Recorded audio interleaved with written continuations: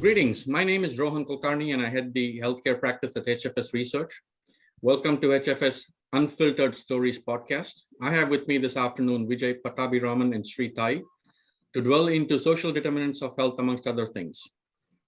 Vijay is Vice President of Healthcare Analytics for Neighborhood Health Plan of Rhode Island, which is a not-for-profit health plan with over 200,000 members, or almost 1 in 5 of Rhode Island's population.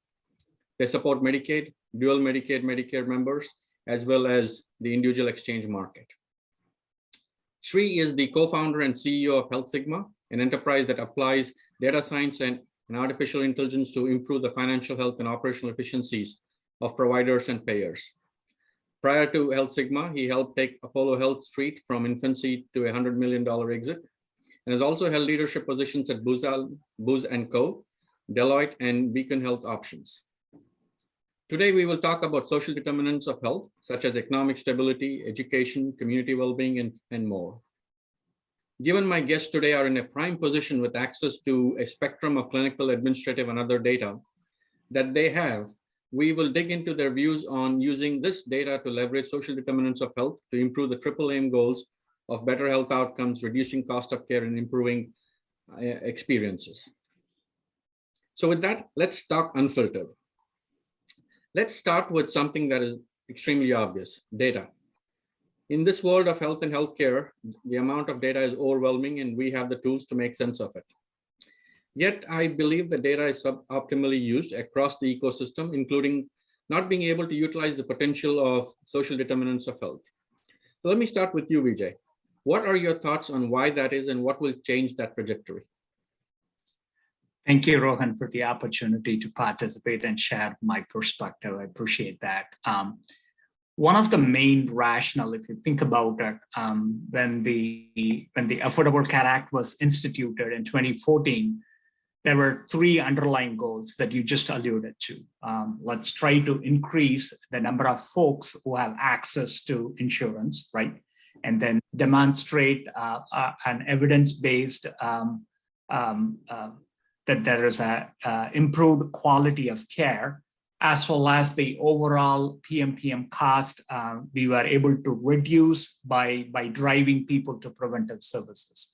But what has happened over the years is, and I know ACA through some of its reforms proposed that there is a collaboration between all the players in a healthcare system, right? So the families, the patients, the payers, and the providers, and the clinicians all work together in tandem. If you measure what are the determinants of an optimal health outcome for a member, and if it's 80% of it is driven by non-clinical factors, not non-clinical determinants. So which means that the environment the member lives, the physical characteristics, as well as their behavior, some of their behaviors that they adopt, some of the risky behaviors, I would say, all contribute to it. So when you think about it, so the clinical care accounts for only 20% of the health outcomes, which means if you are a health plan or if you are a provider and you want to drive optimal health outcomes for your members or patients, you should consider more data than what you receive based on a patient-provider interactions. So in order to do that, there are 2 facets to it, right? So you need multiple data sources, either at the community level or at the individual level, in order to lead that multifaceted analysis that gives you a holistic view of all the determinants, all the non-clinical determinants that leads to a better outcome for your members. But given that, right, and again, I want to set the landscape, a majority of healthcare organizations, if you look across the stream, either on the payer side or the provider side, the primary reliance in driving or quantifying a member's risk and expecting an outcome for their members is primarily based on those interactions that the member have with their providers. So So the train has left the station, right? So you know for a fact it's evidence-based your quality of services and the care delivery only is going to affect 20% of your membership when you're not focusing on the social determinants and other things. You have missed the train. When I say social determinants, as I alluded to, physical environment, meaning the air and water quality, which is a problem in Michigan, right? Michigan has been in news lately, right? Housing and transit. And then on the socioeconomic side, when I say that, it's more education, employment, income, individual income, family and the social setting, as well as community safety, for a lack of better word. On the health behavior side, the risky behaviors, when I say about that, any tobacco use, frailty is one, diet and exercise is another. So where most of the organizations are missing, are not getting the bang for their buck, for a lack of better word, is their reliance on the clinical data is more pronounced than the non-clinical side. I'll pass to see if you have questions. Yep. Thank you.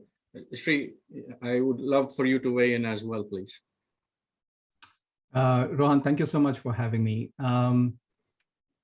Within the healthcare industry, we have not done a great job of managing data, right? We are very siloed. We have divided ourselves as members, providers, payers, pharma companies, and we don't talk to each other. And that paradigm actually has to change, right? We have to keep member at the center and try to link all the things that we are doing with the member, right? From a data problem perspective that you alluded to, I really think of it from three angles. One is the regulatory framework, right? We have HIPAA and data privacy laws, and organizations have used those laws to hold on to the data, so much so that member actually struggles sometimes to get his or her own health records, right? CMS is trying to address that through their FHIR regulations. FHIR is Fast Healthcare Interoperability Resources. And they're trying to open up the communication that can exist across and between various participants in the ecosystem. I think that's a step in the right direction from a regulatory framework perspective. Second is in terms of the infrastructure, right? Even within an organization, we know systems don't talk to each other, processes don't talk to each other, functions don't talk to each other. And there are issues from even within a company, communication between various departments. And there, I think some of the newer technologies, think cloud in this aspect. As companies more and more adopt cloud, they now have the capability to share data and capabilities on cloud that is more easily accessible to everyone with appropriate security and permission constraints, right? So that's the second aspect, the infrastructure competence. And the third is really capability to aggregate, synthesize, and analyze data. And that's where companies like Health Sigma and others come in, and there are many others that are working in that space, come in where we are building analytical tools that can analyze this data and provide insights for companies like NHP to make meaningful impact in the local communities. So in that aspect, right, SDoH becomes an important data element that we have, for the most part, not really introduced in our thinking, and slowly progressive health plans and progressive leaders like Vijay are now incorporating that into the overall health strategies. Thanks, Sri. And let's stick to data for another moment. You also mentioned emerging technologies there, so I want to pull that thread some more. Generally speaking, emerging technologies, I think, is making it easier to capture data. Smart analytics is allowing us to do, I would say, magic with AI, and is driving very interesting applications. Yet in a recent study that we did at HFS Research that involved about 100 US health plan CXOs, there was overwhelming evidence that up and down that health plan value chain, that there were significant opportunities, be it with member engagement, with provider management, claims, care management, and so on. So Sri, my question to you, in which I certainly want to get your thoughts on this as well, is do you think that this is an indication that it's time to re-engineer healthcare value chain itself to reimagine it and perhaps, start afresh? Or do you think we need to fix it? And if we have to fix it, how do you think we should be going about it? Yeah, no, that's a great question, Rohan. We know that there are significant opportunities to redesign and transform healthcare. Wastage in US healthcare is $750 to $900 billion, right? That, just to put that in context, that's bigger than the defense budget. That's bigger than the total spend that we make in primary and secondary education. So clearly, we have to do a lot within healthcare. Unfortunately, large transformation initiatives have not given us good success because we have not executed them well, right? That's not to say that CXOs should not champion large transformative initiatives. They should, but I think they need to manage it better, they need to scope it better, and they need to deliver it better. I think that there are also significant opportunities at the department level where they can have meaningful impact without dramatically shaking up things, right? So in that context, for example, when you look at AI ML technologies, they can complement legacy capabilities and address where gaps exist. Let me give you a few examples. If you look at auto adjudication rates, right? So typically they are anywhere from 75 to 90%, depending on the health plan. But every claim that is manually touched costs $4 to $7 to process. And you can put in the new technologies that augment the legacy claims processing capabilities and automate dependent claims. You have similar solutions, for example, in provider data management, and we know that's a huge pain point for both providers and members. Similarly, there are claims analytics that can, for example, incorporating SDoH, can identify high utilizers, right? So the most needy sections of the population so that you can have targeted medical management programs at them. So there are a number of ways where we can address this, but we need to be very creative about it. We do need to pursue large transformative initiatives, but I think there are a lot of opportunities even at the department level where you can have meaningful impact, taking out costs and improving health outcomes. Perfect. Thanks, Sri. So Vijay, alluding back to the research we did, we spoke to a lot of your peers across the industry. And, I tend to agree with Sri that there clearly are opportunities in order to transform that, and there's a particular approach. But you live this every single day. What are your thoughts? Yeah, my thoughts are, so I explained the other side of the equation, right? So, of course, there is a higher reliance on the clinical data. Why are the payers and the provider systems not using the non-clinical data? Because the difficulty is getting your hands on all those publicly available non-clinical data, linking them to your membership, analyzing them, because the publicly available data tends to come with lots of noise. So it takes efforts and a strategic thinking and investment in order to make use of it.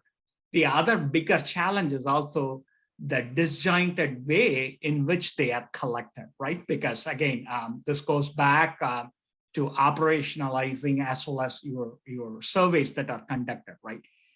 You need to have a use case first before collecting the data. But in this regard, it happens the other way around. The data are collected first without having a use case in mind. So there is a lack of standardization. There are lots of research organizations. Sri alluded to some of them.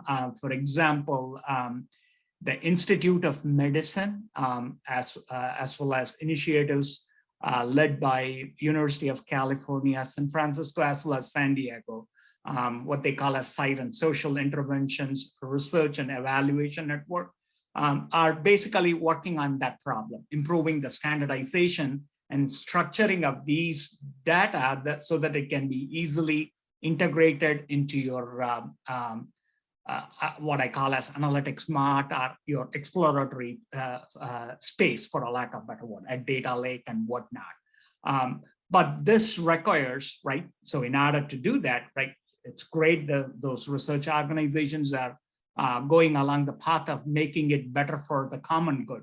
But you need all the players in the system in order to push for more standards, right? For a lack of better word, right? It's for what we struggle with, and I'll talk about it later. We use it to drive most of the activities on the payer side. But in order to integrate it into your provider process flow, it becomes extremely difficult when there is a lack of standardization with these publicly available data. So that's the challenge. That would be the game changer when there is a standardization and consistency in collecting these data across the board. So. Got it. So let me shift gears a little bit and share a little bit of a statistic here before I ask my question. So the US per capita healthcare cost is 3x times OECD. We spend almost $11,000 a year compared to $4,000 or so with OECD countries. Yet prevalence of chronic conditions is on the rise. We expect that almost 50% of us is going to be affected by one or more comorbidity condition or chronic condition by the end of this decade. Life expectancy has already declined one full calendar year of the last decade, and that is even before COVID hit us. This is clearly unsustainable. So we know when we discuss healthcare, it's really about cure for sickness, but we have an opportunity to address health and prevent or slow disease progression if SDoH is really leveraged. Community health plans like yours, Vijay Neighborhood Health, are primed for this. So my question to you is, do you think SDoH remains academic? And you addressed a couple of challenges with the way we capture data, or the fact that we capture data and really don't know how to use it. Or do you see it being better leveraged to impact populations in a much more meaningful manner? And do you think that there's a paradigm that is different than what we've practiced that needs to be summoned to make a true difference here? Great question, Rohan. Thank you for that opportunity. Yeah, yes, I would disagree on the premise that it's academic and use of SDoH is a myth. As I'll talk about what we do at Neighborhood Health Plan, as well as partnering with some of the consulting and research firms like Health Sigma to influence the triple aim of population health that you alluded to, improving member experience, improving the quality of our care delivery, as well as impacting the PMPM cost. You are right, the expenses are going through the roof, and we noticed that. I'll specifically talk about the pharmacy side of things. So the pharmacy costs, like the medical and the behavioral health, are trending up, but the proportion of pharmacy to your total expense is twice than your medical cost trend, for a lack of better word. And we can talk about what those reasons are, right? Your high cost drugs and whatnot. Use of SDoH, if we want to talk about it, we use it both at the community level and at the individual level. There are several publicly available data that I alluded to. We collect the SDoH data at a community level from AARP. We collect it from Brookings Institute, which has a Metro Monitor Index. CDC puts out several things which talks about the behavioral and the risk factors, as well as the prevalence of certain conditions. We also partnered with we also utilize University of Wisconsin's both the Population Health Institute as well as the School of Medicine, which ranks the different cities and counties based on the livability and the livability health index, as well as Census Bureau, of course, along with Moody's, puts out several information that are more usable and whatnot. The collection of the social determinants of health data at an individual level is still a work in progress because of the reasons that I alluded to. There is a lack of standardization in order to match your members. And again, we partner with one of the organizations called Algorex to get our own customized data, but that's still a work in progress. That are the applications that we use SDoH. Shri alluded to this in his earlier comments. We develop risk analytics in order to stratify our population, identify members for targeting, for improving their health outcome. And when we do that, and the social determinants increases the predictive power, for a lack of better word, in allowing us to target our high risk, high utilizers cohort. For example, we recently did a design of experiments around two inverse cohorts, for a lack of better word, members that we deem as high risk who are low utilizers, and vice versa, members who we deem as low risk being a high utilizers. And again, this is more exploratory analysis and whatnot, but this basically allows us to get closer, right? In a perfect world, your predicted cost, right, would correlate strongly to your actual cost. We don't live in a perfect world, but the usage of social determinants of health data increases that predictive power that helps us get closer, that helps us make the predicted cost get closer to the actual cost. So I would say it's not a myth, and it's got greater usage as we enter into the next decade of this paradigm shift in the healthcare space. So Vijay, that is highly encouraging, especially coming from someone like you, who's not only part of a health plan, but also sees the data and sees the possibilities, if you would. And, you know, Sri, from your standpoint, you're another person who sees health plan data, you see member data quite closely. I'd love to get your thoughts on how do you see SDoH beginning to manifest itself, or health plans using SDoH data to change how they interact and manage members? Vijay alluded to a lot of the points that health plans are doing, Rohan. SDoH will continue. I think we are still in very early stages of really incorporating SDoH into our thought processes. There needs to be a lot of experimentation with this, a lot more analytics that you can start applying. Some of the examples where we are trying to identify the high utilizers so that there is targeted attention to them.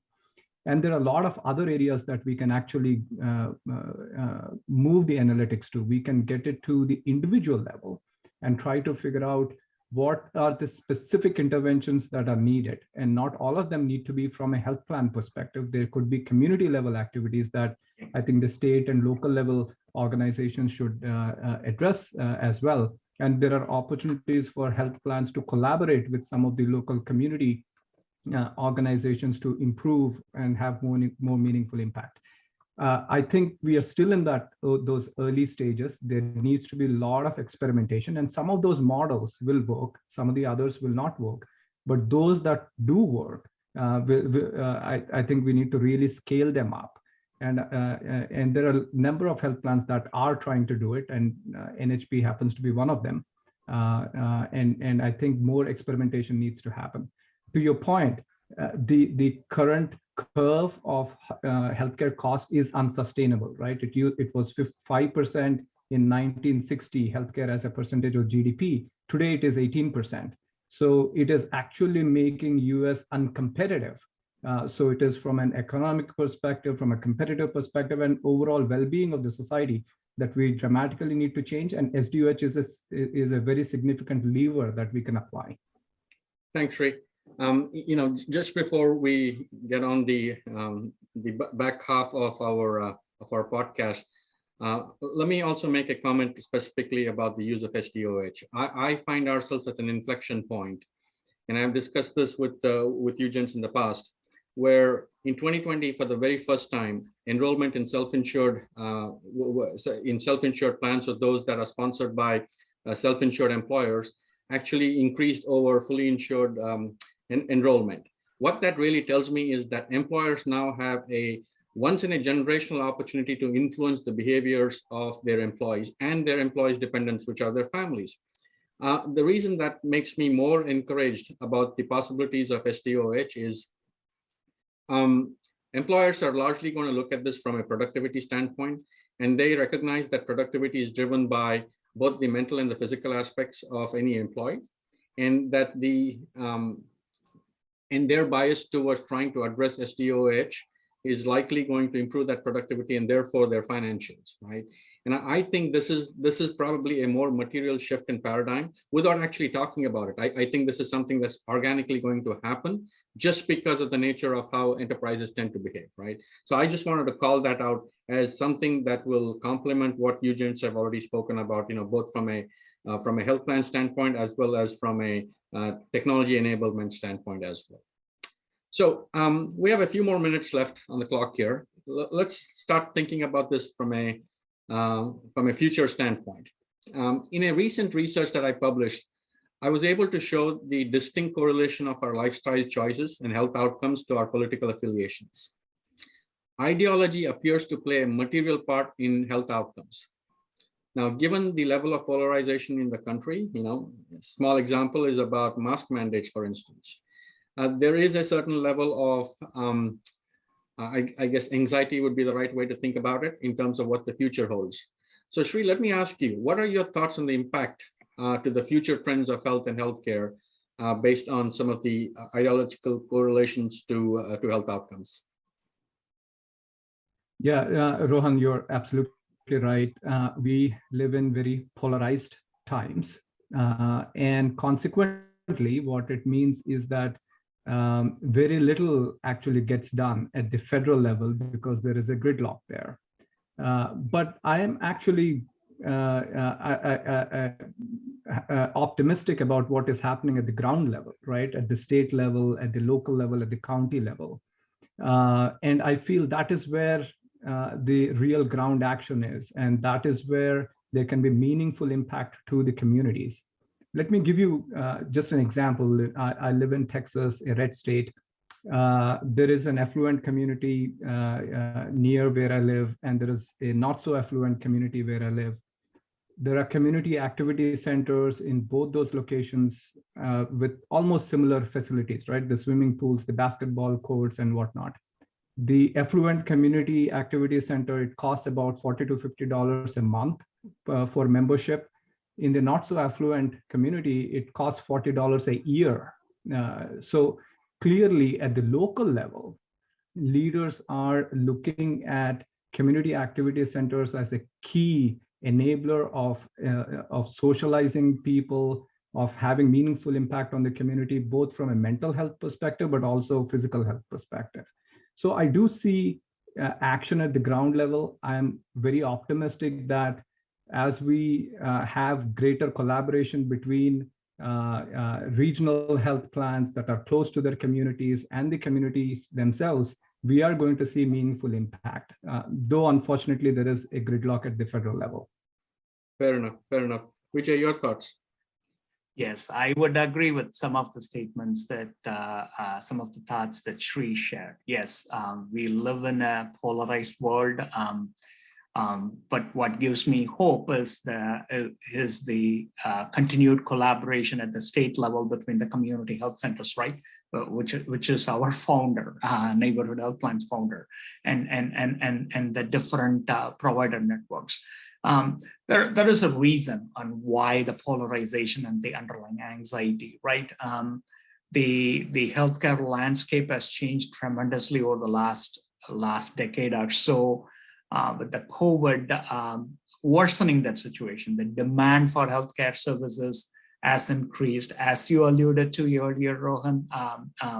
There is a growing epidemic of chronic diseases. COVID-19 is going to make that worse, for lack of a better word, as well as the demographic shift in the older population, right? And then again, the prevalence, right?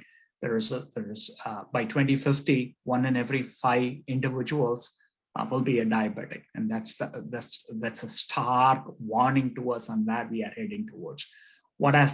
All that has done is it has increased the demand for the healthcare services, as well as it has increased the PMPM cost.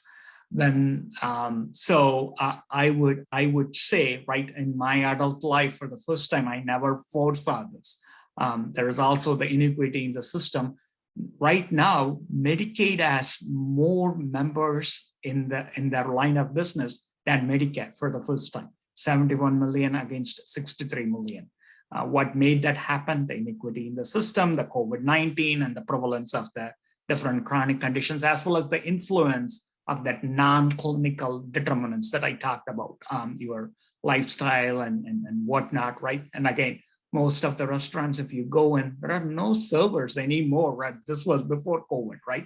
And you go in and order from a iPad or whatnot. And so that's the type of world we are heading towards. And that has encouraged the demons in us, for a lack of better word, lack of diet and exercise and whatnot. So, but what gives me hope is the continued collaboration, like Sri mentioned, at the state level with the different community health centers and whatnot, as well as the different entrepreneurs who are out there in making the landscape, making it more affordable to capture information more cheaply. And I'll talk about it later when we talk at the later part of this conversation. So, absolutely. And let me pull that one thread because I think we're almost at time. So let me ask one last question here, which is around climate change.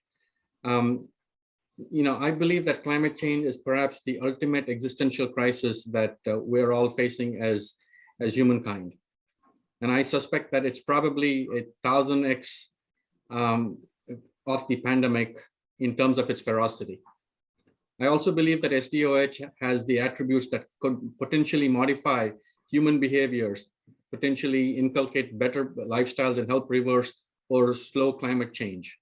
So let me end this by asking you, Sri, what your thoughts Vijay, what your thoughts are on, because I think there's a little bit of connectivity to your previous response, and then Sri, you can help us bring this back home. Thank you, Rohan. I'll say this, and again, we are an HMO, so the value-based care will continue to be the biggest disruptor in the healthcare for decades to come. That's the one way where you deliver quality care to your members without compromising, as well as control costs without compromising on the care delivery and the quality of care. But at the same time, the paradigm shift in the healthcare landscape is towards the 4 Ps. It's the predictive, preventive, personalized, and participatory care, right? As a player in the healthcare landscape, as a patient, right? I share some of the vital data with my PCP, right? On what my heart rate is, what's my sugar level over a 24-hour period is, and whatnot. So that participatory care is going to be the driver, as well as the digital technology, right? So I have my smartphone, and I don't have my smartphone with me. The volume of data that it's collecting that could be used to drive optimal outcome is going to be a game changer. Okay, the paradigm shift is happening, but there will always be winners and losers, right? And when change happens in the system. Again, I talked about this in the collection of data with regards to the SDoH data. Companies that embrace efficiencies, right, either by adopting Lean Sigma, are going to thrive. Entrepreneurs like Sri that I talked about, who are going to be the innovative thought leaders, who will drive digital health and emerging technologies like AI, are going to help us gain momentum with this change. I talked about integrated healthcare delivery network. It's one thing that's good to use SDoH to drive our internal initiatives from a payer perspective, but it's another to push that and integrate it with our provider process flow. So that's going to be a key. As well as, I know Sri alluded to this, the technology standards that needs to be developed in order to enable interoperability, right? Companies that those involve digital health is going to be the other key. I think the key mantra at the end of it, and I know we talk about this, is to be able to measure how good of a job that we are doing, right, as a payer, being able to benchmark us against the very best in the world, right? Mayo Clinic comes to my mind, for a lack of a better word, in how they use SDoH data to drive their member outcomes, as well as the transformation that needs to happen. So it's more about personalized, precise, and participatory care on behalf of your members. So. Super. Thanks, Vijay. Sri, if you might, very briefly. Yeah. So from a climate change perspective, right, Rohan, 14% of human generated global warming gases are because of meat production, right? And I don't think it is realistic for us to say, don't consume meat, but if the meat consumption is reduced, not only are you improving your individual health, but you're actually improving the climate health, right? So I think there are a number of things that we can do at an individual level that will be not only helpful for us as individuals, but also for the climate in general. If you go to European countries, for example, some of them, like Netherlands, they use cycle as the predominant mode of transportation, right? You're decreasing carbon footprint while improving your health. You will see them slim and healthy, right? I think there is individual responsibility, while organizations like NHP and Vijay talked about the collaborations that are happening. But I think as a society, we need to take individual responsibility and drive home things that are going to be better for our health, and ironically would be better for the climate as well. Absolutely, spot on. I couldn't agree with you more. On that note, Vijay, Sri, this was really, really exciting conversation. I am sure our audience will find it very insightful. And on that note, I really thank you for your time as well.